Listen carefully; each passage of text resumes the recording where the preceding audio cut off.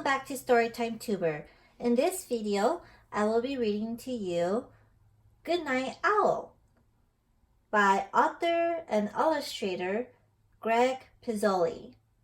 If you're new here, a big welcome and please subscribe to my channel. Let's begin.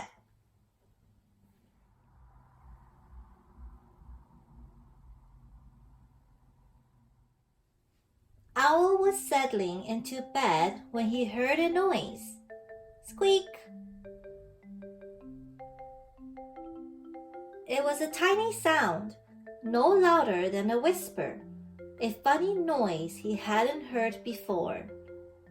Someone must be at the door, said Owl. Just a minute.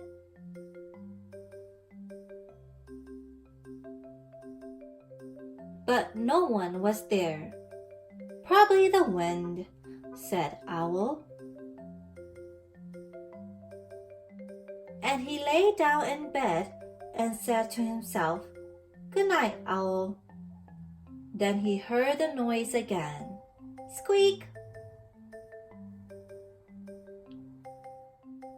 "It's coming from the cupboard," said Owl. So he went to take a look.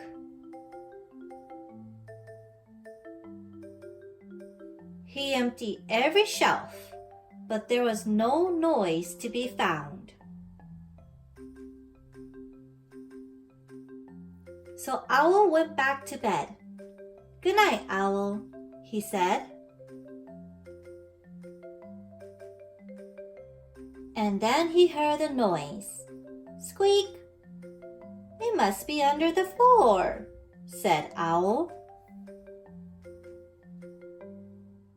And he pulled up the floorboards, one by one.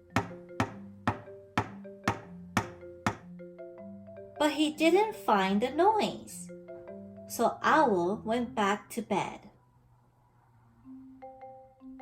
Squeak! "This house has a nosy roof," yelled Owl. And he took down the roof. "There," said Owl. "No more noise." Owl got back into bed, the stars and the moon shining down where his roof used to be. "Good night, Owl," he said. But Owl didn't close his eyes. He didn't dare. He knew that any second he would hear the noise. He waited and waited and waited and waited. Squeak! "It's in the walls!" Owl screeched. "I'll get you, noise," Owl said as he tore down the walls of his house. But he found nothing. The cupboard was empty, the floorboards were pulled up, the roof was pulled down, and the walls were gone. Owl went back to bed, and he said, "Good night, Owl." And then he saw the noise. Squeak! Owl smiled. He said, "Good night, noise."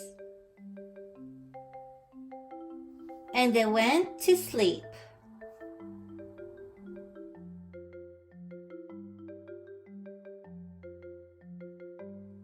Thank you so much for watching. I hope you enjoyed this book. Until next time, let's read again. Bye! Shh.